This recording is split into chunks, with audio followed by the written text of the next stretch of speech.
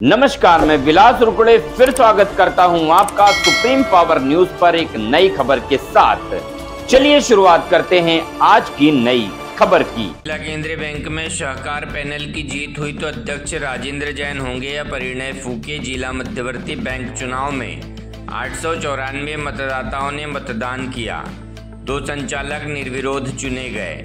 गोंदिया जिला मध्यवर्ती बैंक का चुनाव आज हुआ और 20 संचालक पदों के लिए चुनाव होना था, लेकिन राष्ट्रवादी कांग्रेस पार्टी अजित पवार गुट के नेता पूर्व विधायक राजेंद्र जैन और कांग्रेस पार्टी के प्रफुल्ल अग्रवाल के निर्विरोध चुने जाने से आज 18 संचालक पदों के लिए चुनाव हुए। विधायक परिणय फूके ने एक बार फिर मीडिया के सामने घोषणा की कि अगर सरकारी पैनल का उम्मीदवार बहुमत से चुना जाता है तो राजेंद्र जैन जिला बैंक के अध्यक्ष होंगे। इसमें भाजपा शिवसेना शिंदे गुट, एनसीपी अजित पवार गुट ने सहयोग पैनल बनाकर चुनाव लड़ा, जबकि कांग्रेस और अन्य दलों ने परिवर्तन पैनल बनाकर चुनाव लड़ा। इससे पहले गोंदिया जिला मध्यवर्ती बैंक के अध्यक्ष पद पर एनसीपी नेता प्रफुल्ल पटेल के नेतृत्व में पूर्व विधायक राजेंद्र जैन 13 साल तक काबिज रहे थे। इस चुनाव में जिला मध्यवर्ती बैंक पर कब्जा करने के लिए कांग्रेस नेता नाना पटोले ने कमर कस ली। वहीं भाजपा के मौजूदा विधायक विजय रांगडाले और एनसीपी अजित पवार गुट के विधायक राजकुमार बडोले खुद जिला मध्यवर्ती बैंक का चुनाव लड़ रहे हैं। देखिए खबर सुप्रीम पावर न्यूज पर।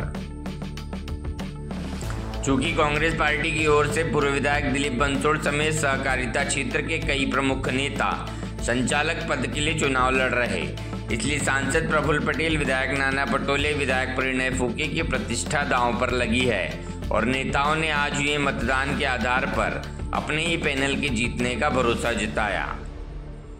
देखिए खबर सुप्रीम पावर न्यूज पर। महाराष्ट्र गोंदिया से सतीश पारधी की रिपोर्ट। जिल्हा मध्यवर्ती बँकेची निवडणूक होत आहे, सहकार पॅनल आणि परिवर्तन असे 2 लोक निवडणूक लढत आहेत, काय वाटते आपल्याला?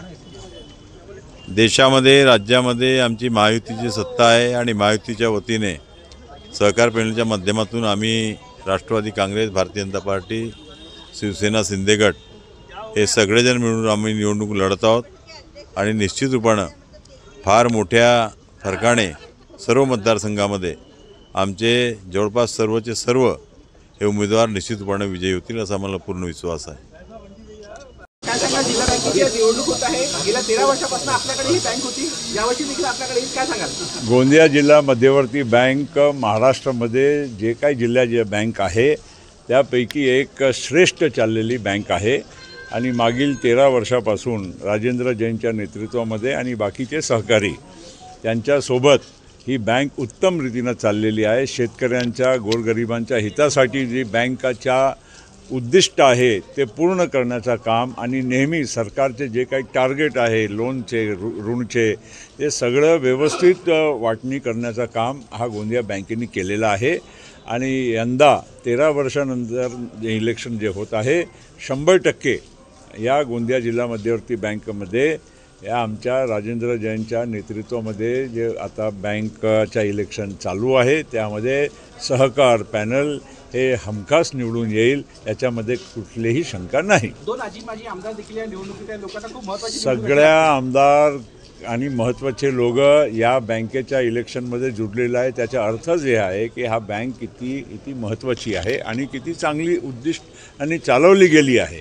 हे महत्त्वाचं आहे। कारण जे संस्था चांगले चालते त्यामध्ये सगळ्यांचा एक इंटरेस्ट पण राहते, रुची राहते आणि या उद्दिष्टाने चांगले कामही होईल यापुढे अशी मला खात्री आहे।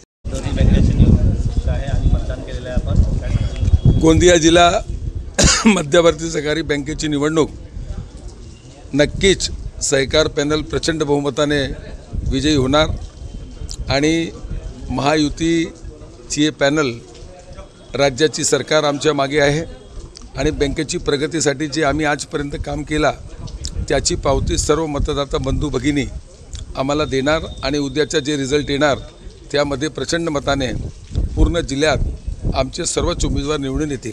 या निवडणुकीमध्ये 2 विद्यमान आमदार आणि 2 माजी आमदार देखील आहेत, काय वाटतं ही निवडणूक किती महत्त्वाची झाली यावेळेला? महत्त्वाची, हे गोंदिया जिल्हा मध्यवर्ती सहकारी बँक जिल्ह्याची सर्वात महत्त्वपूर्ण संस्था आहे आणि यामध्ये ज्या पद्धतीने 2 आमदार, 2 माजी आमदार या पद्धतीने जे निवडणुकीमध्ये सर्व पॅनल ठरलेली आहे, या पॅनलमध्ये आमची पॅनल एक व्यवस्थित आणि आमच्या मागे शासन प्रगतीसाठी शासनाची गरज राहते।